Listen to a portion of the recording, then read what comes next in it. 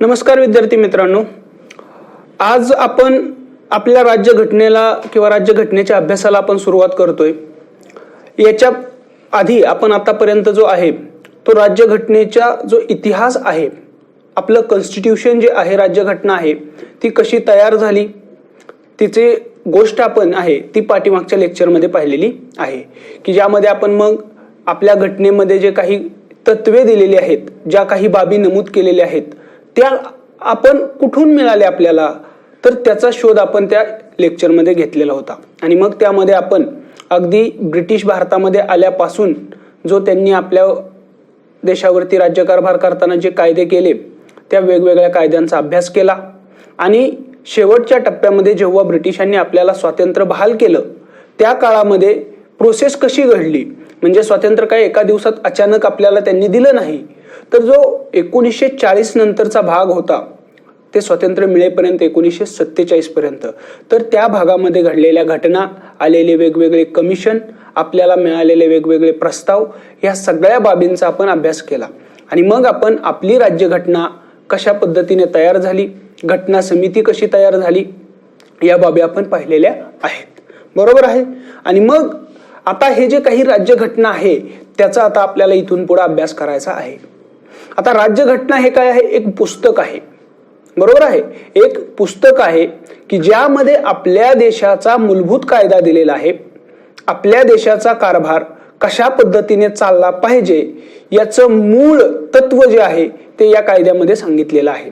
थोडक्यात असं ही आपली राज्यघटना आहे, लक्षात आलं। हा आपल्या देशाचा मूलभूत कायदा आहे जो घटना समितीने बनवला, हा देखील कायदाच आहे। आणि हे एक पुस्तक स्वरूपात आहे, मोठं पुस्तक आहे की ज्यामध्ये अनेक बाबी आहेत, अनेक गोष्टी आहेत, त्या सगळ्या बाबींची माहिती आणि त्यांच्या तरतुदी दिलेल्या आहेत।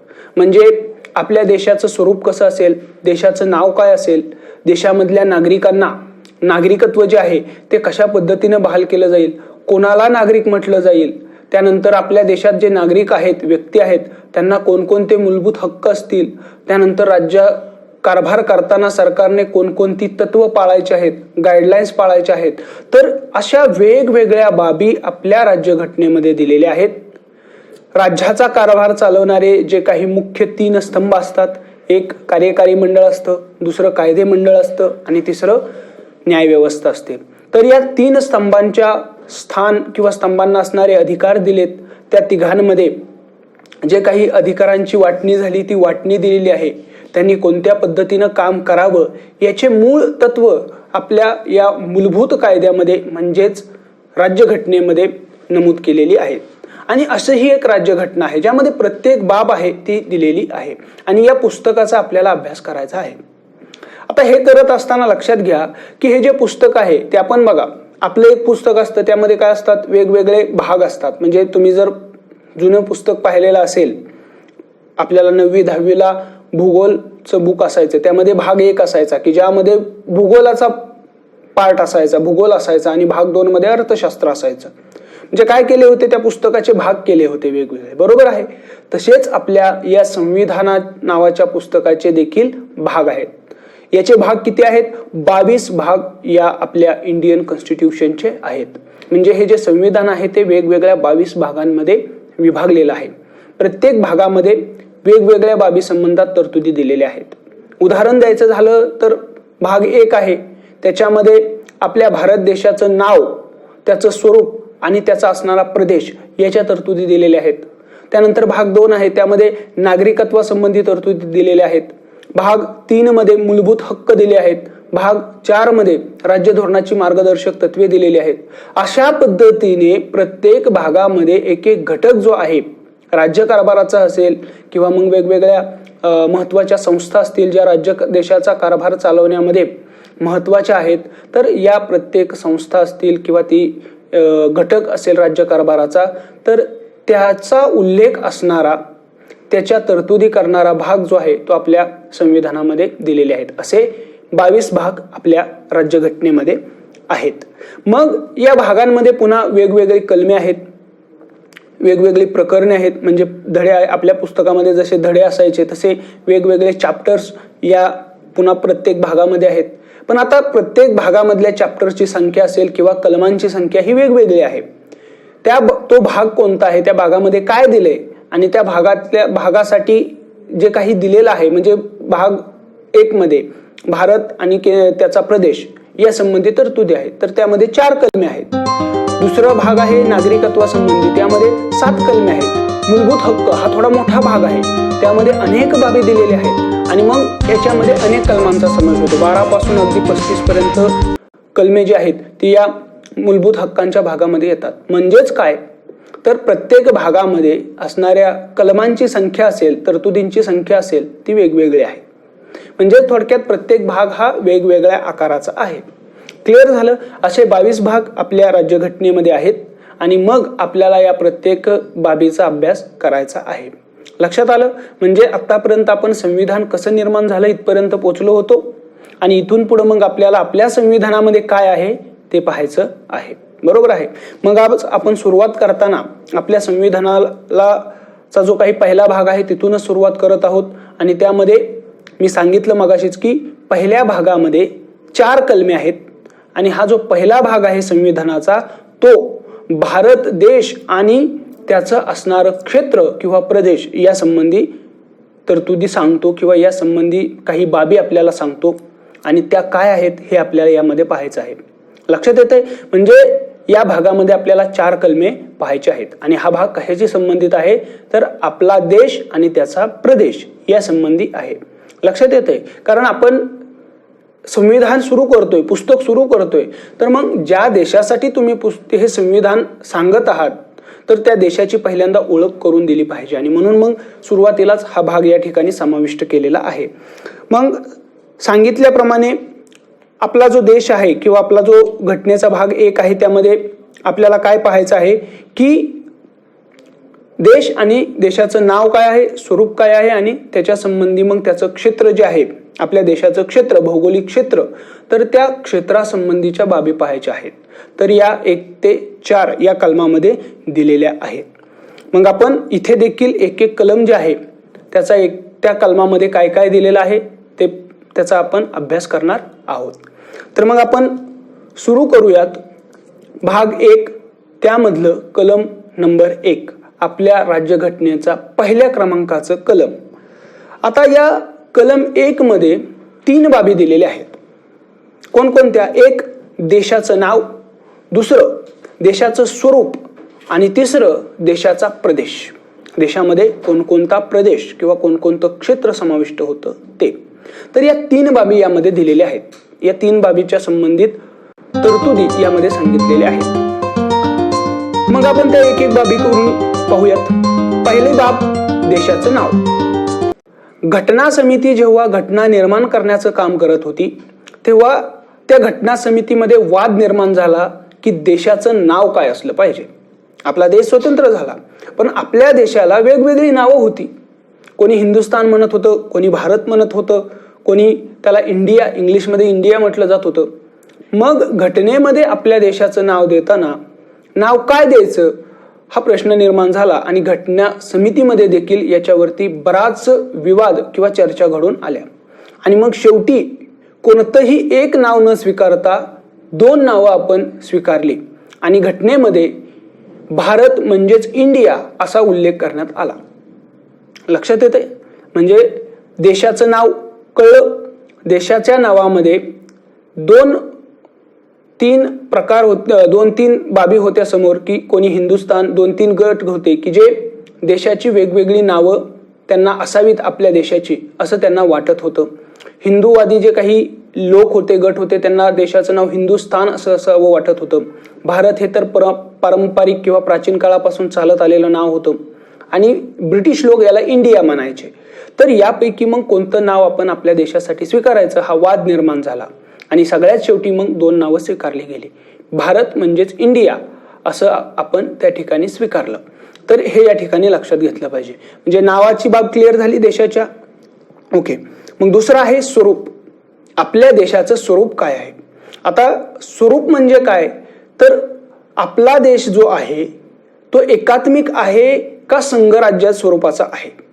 आता या 2 शब्दांचे जर अर्थ पाहायचे असतील तर आपल्याला थोडं काय करावं लागेल, उदाहरणं समोर ठेवावी लागतील. अमेरिका हा एक संघराज्य आहे. तर ग्रेट ब्रिटन जे आहे किंवा आपण त्याला इंग्लंड थोडक्यात घेऊया, इंग्लंड उदाहरण घेऊया. इंग्लंड जे आहे ते एकात्मिक आहे. आता संघराज्य आणि एकात्मिक यामध्ये फरक काय असतो, तर संघराज्यामध्ये त्या देशाचे वेगवेगळे घटक किंवा वेगवेगळ्या भागामध्ये त्या देशाला काय केलेलं असतं, विभागलेलं असतं. लक्षात येतंय? म्हणजे आता आपला भारत देश आहे आणि भारत देश हा वेगवेगळ्या राज्यांमध्ये आणि केंद्रशासित प्रदेशांमध्ये विभागलेला आहे, म्हणजे वेगवेगळ्या घटकांमध्ये विभागलेला आहे. अमेरिका हा देश आहे, युनायटेड स्टेट्स ऑफ अमेरिका, हा देखील काय केलेला आहे, वेगवेगळ्या राज्यांमध्ये विभागलेला आहे. 50 स्टेट्स अमेरिकेमध्ये आहेत. बरोबर आहे? तर अशा पद्धतीनं जो देश अनेक छोट्या छोट्या घटकांमध्ये विभागलेला असतो त्याला थोडक्यात संघराज्य म्हणतात. तर एक देश पूर्णपणे एकसंध असतो, त्याची विभागणी अशा घटकांमध्ये झालेली नसते, तर त्याला आपण म्हणतो एकात्मिक. तर लक्षात आलं? मग आपला देश काय आहे? आता तुम्हाला वाटेल आपल्या देशामध्ये राज्य आहेत, केंद्र आहे आणि केंद्रशासित प्रदेश, म्हणजे वेगवेगळे घटक आहेत. देश आपला विभागला गेलेला आहे म्हणजे संघराज्य आहे. बरोबर आहे. त्याचबरोबर आपली जर राज्यघटना पाहिली आणि राज्यघटनेमधल्या तरतुदी पाहिल्या तर त्या देखील संघराज्याच्या ज्या तरतुदी असतात, अमेरिका हे संघराज्य आहे, तर तिथे ज्या काही तरतुदी आहेत घटनेमध्ये तशाच तरतुदी आपल्या देशामध्ये देखील दिसून येतात. म्हणजेच आपला देश देखील मग संघराज्य आहे का हा प्रश्न आहे. तर लक्षात घ्या, जरी आपल्या देशाच्या राज्यकारभाराची पद्धती संघराज्य स्वरूपाची असली, फेडरेशन स्वरूपाची असली, इंग्लिशमध्ये संघराज्याला फेडरेशन म्हणतात, तर फेडरल सिस्टीम जरी आपल्या राज्यकारभाराची असली तरी देखील या ठिकाणी जेव्हा आपल्या देशाचा स्वरूप घटनेमधल्या या पहिल्या कलमामध्ये सांगायचं होतं तेव्हा मात्र घटना समितीने आपल्या या देशासाठी संघराज्य हा शब्द वापरला नाही किंवा फेडरेशन हा शब्द वापरला नाही, तर त्याऐवजी एक वेगळा शब्द वापरला, तो आहे राज्यांचा संघ, आणि इंग्लिशमध्ये युनियन ऑफ स्टेट्स हा शब्द वापरला. म्हणजे संघराज्य या शब्दाऐवजी राज्यांचा संघ हा शब्द वापरला. आता तुम्हाला वरवर ते दोन्ही शब्द सारखेच वाटतील, संघराज्य काय आणि राज्यांचा संघ काय, सारखंच आहे. पण याच्यामधला जो फरक आहे तो त्याच्या निर्मितीच्या प्रक्रियेमध्ये आहे. मूळ प्रक्रिया, कशा पद्धतीनं तो संघ निर्माण झालेला आहे, तो देश निर्माण झालेला आहे, त्याच्यावरती या दोन शब्दांचा अर्थ जो आहे किंवा त्यातला फरक आहे तो अवलंबून आहे. मग पाहूयात तो फरक काय आहे किंवा प्रक्रियेमध्ये काय फरक आहे. तर अमेरिकन स्टेट्स जो आता सध्याचा जो आपल्याला USA दिसतो, युनायटेड स्टेट्स ऑफ अमेरिका, तो कशा पद्धतीने निर्माण झाला, तर आता युनायटेड स्टेट्स ऑफ अमेरिकामध्ये जे 50 वेगवेगळे स्टेट्स आहेत किंवा राज्य आहेत, ती काही दिवसांपूर्वी, काही वर्षांपूर्वी ती काय होती, वेगवेगळी राज्य होती, म्हणजे स्वतंत्र राज्य होती, स्वतंत्र देश असल्यासारखी ती काम करत होती. ब्रिटिशांच्या वसाहती होत्या आणि त्या वसाहती ब्रिटिशांच्या जोखडातून मुक्त झाल्या. आता ते स्वतंत्र देश बनू शकत होते, पण त्यांच्यामध्ये साम्य होतं. ते लोक जे होते त्यांची भाषा एक होती, ते एकाच प्रदेशामध्ये होते, एकसंध प्रदेश होता. ती जी राज्य होती, वेगवेगळी जरी राज्य असली तरी ती एकमेकांना जोडून होती. त्यांच्यामध्ये आंतरव्यवहार चालत होते. प्रत्येक राज्यामध्ये लोकांची ये-जा चालत होती, व्यवहार चालत होते, लोकांमध्ये साम्य होतं आणि म्हणून त्या राज्यांनी एकत्र येण्याचा करार केला आणि या कराराच्या माध्यमातून ती राज्य एकत्र आले आणि त्यांनी युनायटेड स्टेट्स ऑफ अमेरिका नावाचा एक देश मोठा निर्माण केला. आणि मग हा कराराद्वारे काय केलं, तर काही महत्त्वाच्या बाबी त्यांनी त्या मोठ्या देशाकडे किंवा मोठ्या देशाच्या सरकारकडे किंवा त्या देशाच्या संस्थेकडे सोपवला.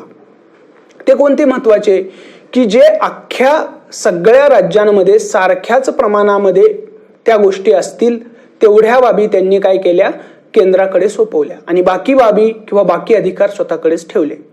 उदाहरण द्यायचं झालं तर परराष्ट्र व्यवहार, परकीय आक्रमणापासून संरक्षण असेल, दळणवळण, संदेशवहन आणि चलन, या बाबी ज्या आहेत त्या सगळ्या राज्यांमध्ये सारख्याच असणं गरजेचं आहे आणि त्यासाठी त्या बाबी त्यांनी केंद्राकडे सोपवल्या. तर बाकी ज्या काही अधिकार आहेत ते प्रत्येक राज्याने स्वतःकडे ठेवले. त्या बाबतीमध्ये प्रत्येक राज्याला त्या राज्याच्या मर्जीनुसार वागण्याचा अधिकार मिळाला. तर म्हणजे लक्षात आलं की या ठिकाणी काय केलेलं आहे, अनेक छोटे घटक एकत्र येऊन त्यांनी मोठ्या देशाची स्थापना केली आणि म्हणून त्याला म्हटलं जातं फेडरेशन किंवा संघराज्य. भारताची निर्मिती तशी झालेली आहे का? नाही. म्हणजे भारतामध्ये महाराष्ट्र, गुजरात हे स्वतंत्र घटक होते, ते एकत्र आले, त्यांनी करार केला आणि मोठा देश निर्माण केला, असं झालं का? नाही. भारतामध्ये काय घडलं की सुरुवात जी आहे तीच एक भारत म्हणून झाली. भारत हा एक मोठा देश आहे, एकसंध देश आहे, अशी सुरुवात झाली आणि मग आपण स्वतंत्र झाल्यानंतर एवढा मोठा देश आहे म्हणून त्याचं जो राज्यकारभार आहे तो व्यवस्थित चालावा यासाठी त्या देशाला वेगवेगळ्या राज्यांमध्ये आपण विभागलं. म्हणजे अनेक छोटे गट एकत्र येऊन भारत निर्माण झाला नाही, तर अख्खा मोठा भारत निर्माण झाला आणि त्याचे आपण मग छोटे छोटे गट पाडले आणि त्याला राज्य नाव दिलं, म्हणजे राज्य, वेगवेगळी राज्य पाडली. तर ही निर्मिती प्रक्रियेमध्ये हा जो फरक आहे त्याच्यामुळे संघराज्य आणि राज्यांचा संघ या दोन शब्दांचा अर्थ देखील वेगळा आहे. आता कळलं भारताने संघराज्य या शब्दाऐवजी राज्यांचा संघ हा शब्द का वापरलेला आहे. तर दोन बाबी आहेत त्याच्या कारण. आता मी सांगितलेली प्रक्रिया की ज्यामध्ये भारतामध्ये अनेक राज्य एकत्र येऊन भारत निर्माण झालेला नाही, तर एक मोठा भारत निर्माण झाला आणि प्रशासकीय कामकाजाच्या सोयीसाठी तो वेगवेगळ्या राज्यांमध्ये विभागला गेला. ही निर्मितीची प्रक्रिया, पहिलं कारण. दुसरं कारण हे की भारतामध्ये जी काही राज्य आहेत त्या राज्यांना भारतामधून फुटून वेगळं होता येत नाही, स्वतंत्र राष्ट्र म्हणून त्यांना मागणी करता येत नाही. याच्या उलट अमेरिकेमध्ये आहे. अमेरिका ही अनेक छोटे गट एकत्र येऊन बनलेली आहे. तसंच त्या छोट्या गटांना या करारातून मुक्त होऊन स्वतंत्र देश म्हणून मान्यता घेता येऊ शकते किंवा स्वतंत्र देश म्हणून कारभार करता येऊ शकतो. तर हे दोन फरक आहेत संघराज्य आणि राज्यांचा संघ यामध्ये. आणि आपल्या देशाचं स्वरूप काय आहे, तर राज्यांचा संघ अशा स्वरूपाचं हे आपल्या देशाचं जे काही स्ट्रक्चर आहे ते आहे. त्याच्या प्रक्रियेमध्ये ही कारणं आपल्याला सापडतात आणि म्हणून या कलम 1 मध्ये घटनाकारांनी राज्याचं स्वरूप सांगताना किंवा आपल्या देशाचं स्वरूप सांगताना काय सांगितलेलं आहे, राज्याचा संघ हे सांगितलेलं आहे. दोन बाबी क्लिअर झाल्या. एक देशाचं नाव, ते नाव काय आपण स्वीकारलेलं आहे, भारत म्हणजेच इंडिया. आणि दुसरं आहे देशाचं स्वरूप, ते आहे की राज्यांचा संघ आहे.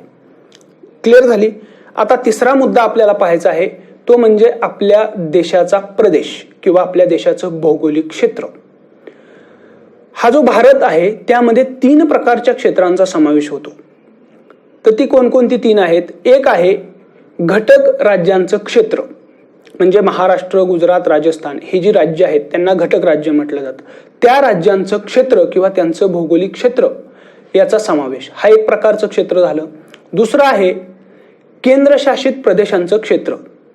केंद्रशासित प्रदेश म्हणजे काय प्रकार असतो, तर हा आपल्या भारत देशाचं असं क्षेत्र असतं ज्याच्यावरती थेट केंद्राचा अधिकार असतो, ज्याच्या बाबतीत सगळा कारभार हा केंद्राच्या मर्जीने चालतो.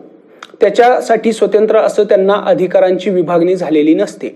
जशी राज्यामध्ये आणि केंद्रामध्ये अधिकारांची विभागणी असते, काही विषयांवरती राज्याला कायदे करता येतात तर काही विषयावरती केंद्राला कायदे करता येतात. तसेच काही बाबतीमध्ये निर्णय घेण्याचा अधिकार राज्य सरकारांना असतो, काही बाबतीमध्ये केंद्र सरकारांना. अशी जी काही अधिकारांची विभागणी आहे ती राज्य आणि केंद्र यांच्यामध्ये आढळून येते, परंतु केंद्रशासित प्रदेशाच्या बाबतीत अशी विभागणी नसते. सगळेच्या सगळे त्या केंद्रशासित प्रदेशाचं जे क्षेत्र आहे त्या क्षेत्रावरती राज्यकारभार करताना कोणताही निर्णय घ्यायचा असेल, त्या क्षेत्रासाठी कोणताही कायदा करायचा असेल, तो सर्वस्वीपणे केंद्राच्या अखत्यारीतीत येतो किंवा केंद्रालाच त्याच्यावरती पूर्णपणे अधिकार असतो. तर ही बाब. तर हा दुसरा प्रकार क्षेत्राचा, कोणता, केंद्रशासित प्रदेश, त्याचं क्षेत्र हे देखील भारताच्या क्षेत्रामध्ये समाविष्ट होतं. आणि तिसरं आहे ते म्हणजे भविष्यामध्ये भारत देशाने संपादन केलेलं कोणतंही क्षेत्र, की जो भारत, ही घटना 1950 मध्ये अस्तित्वात आली आणि त्यानंतर भारत कोणतंही क्षेत्र जे आत्ता देशाच्या क्षेत्रामध्ये समाविष्ट होत नाही किंवा भारत देशामध्ये त्या क्षेत्राचा समावेश होत नाही, ते क्षेत्र भारत पुन्हा संपादन करू शकतो किंवा मिळवू शकतो. अशा रीतीने मिळवलेलं क्षेत्र देखील या भारत क्षेत्रामध्ये समाविष्ट होतं. तर लक्षात आलं, हे 3 प्रकारचे क्षेत्र. एक घटक राज्याचे क्षेत्र, दुसरं केंद्रशासित प्रदेशांचे क्षेत्र आणि तिसरं भविष्यामध्ये भारताने संपादन केलेलं क्षेत्र. तर ही 3 क्षेत्र या भारत देशाच्या क्षेत्रामध्ये येतात. लक्षात आलं? क्लिअर झालं? ओके. म्हणजे आता तुलना जर तुम्ही केली, युनियन ऑफ स्टेट्स म्हणजे राज्यांचा संघ हा शब्द प्रयोग तुम्ही जेव्हा वापरता तेव्हा त्यामध्ये काय काय येतं? फक्त घटक राज्ये आणि त्यांचा संघ येतो. त्यात केंद्रशासित प्रदेश किंवा भारताने संपादन केलेला प्रदेश हा त्यामध्ये येत नाही. परंतु तुम्ही जेव्हा भारताचे क्षेत्र असा उल्लेख, असा शब्द प्रयोग करता त्यावेळी त्याच्यामध्ये मात्र हे घटक राज्यांबरोबरच केंद्रशासित प्रदेश अधिक संपादन केलेला प्रदेश हा येतो. म्हणून भारताचा प्रदेश किंवा भारतीय संघराज्याचा प्रदेश हा शब्द भारतीय राज्यांचा संघ यापेक्षा व्यापक आहे, त्याची व्याप्ती जास्त आहे. क्लिअर झालं? हे सगळं जे आहे ते हे पहिल्या कलमामध्ये दिलेलं आहे. कोणकोणत्या मी पहिल्यांदा सांगितलं, 3 बाबी कलम 1 मध्ये दिलेल्या आहेत. एक, देशाचं नाव, जे आपण पाहिलं की आपण 2 नावं स्वीकारलेले आहेत, भारत म्हणजेच इंडिया. दुसरी बाब देशाचं स्वरूप, तर भारत देश हा एक राज्यांचा संघ आहे. संघराज्य हा शब्द आपण वापरलेला नाही, तर राज्यांचा संघ हा शब्द वापरलेला आहे. आणि तिसरी बाब भारताचं क्षेत्र किंवा प्रदेश. आणि मग यामध्ये 3 प्रकारची क्षेत्र येतात. एक घटक राज्यांचं क्षेत्र, केंद्रशासित प्रदेशांचं क्षेत्र आणि भविष्यामध्ये भारत देशानं संपादन केलेलं क्षेत्र. तर या 3 बाबी या कलम 1 मध्ये दिलेल्या आहेत. आणि एक शेवटी एक सूची किंवा यादी जी आहे ते आपल्या लक्षात घ्या की आपलं घटना जी आहे, राज्यघटना, ते एक पुस्तक आहे आणि त्या पुस्तकाच्या शेवटी काही बाबींच्या यादी जोडलेल्या आहेत. म्हणजे जो काही मूळ राज्यघटनेचा महत्वाचा भाग आहे, ज्याच्यामध्ये कलमे आहेत आणि त्या कलमामध्ये तरतुदी दिलेल्या आहेत, तर त्या तरतुदीला अनुषंगून काही बाबी ज्या आपल्याला यादी स्वरूपात किंवा डिटेलमध्ये नमूद करायच्यात, परंतु त्या कलमामध्ये नमूद न करता ती यादी आपण शेवटी राज्यघटनेच्या शेवटी जोडलेली आहे. अशा आपल्या राज्यघटनेमध्ये सध्या 12 याद्या आहेत. आणि त्यातली पहिली यादी जी आहे किंवा त्या याद्यांना काय म्हटलं जातं, अनुसूची किंवा परिशिष्ट असं म्हटलं जातं. तर हे जे 1 नंबरचं परिशिष्ट आहे त्यामध्ये या कलम 1 मध्ये दिलेलं जे काही तिसरी बाब मी सांगितली, भारत आणि त्याचं क्षेत्र, तर त्या प्रत्येक घटक राज्याचा आणि केंद्रशासित प्रदेशाचं नाव आणि त्याच्यामध्ये त्याचं जे कोणते भाग किंवा कोणता क्षेत्राचा समावेश होतो, तर त्या या परिशिष्ट 1 मध्ये नमूद केलेल्या आहेत. म्हणजे लक्षात आलं, परिशिष्ट 1 हे कलम 1 शी संबंधित आहे.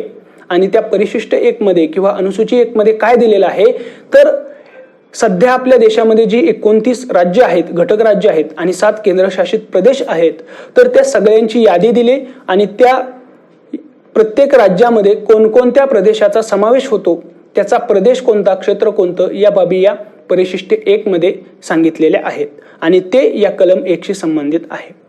क्लिअर झालं? कलम 1 कळलं? ओके.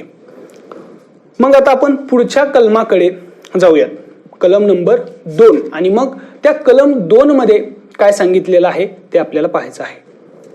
कलम 2 मध्ये काय दिलेलं आहे, तर या कलम 2 मध्ये भारताच्या बाहेर असणारा प्रदेश, ज्याला त्या प्रदेशाला भारतामध्ये प्रवेश देणं किंवा त्या प्रदेशामध्ये भारताच्या राज्याची स्थापना करणं, या संबंधीच्या तरतुदी या कलम 2 मध्ये दिलेल्या आहेत.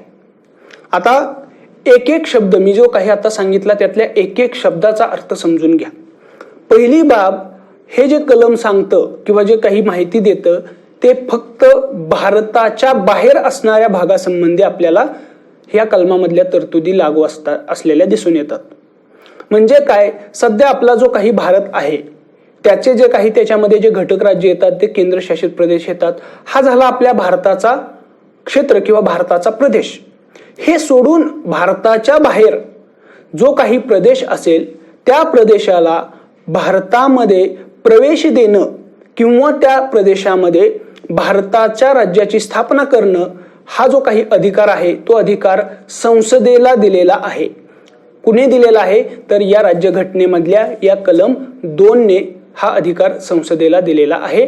आणि या अधिकाराला अनुषंगूनच संसद कायदा करून एखाद्या भारताबाहेरील प्रदेशाला भारतीय राज्य म्हणून प्रवेश देऊ शकतं, ऍडमिशन देऊ शकतं, किंवा त्या प्रदेशामध्ये एक भारतीय राज्य म्हणून तिथे त्याची स्थापना करू शकतं. थोडं उदाहरण घेऊन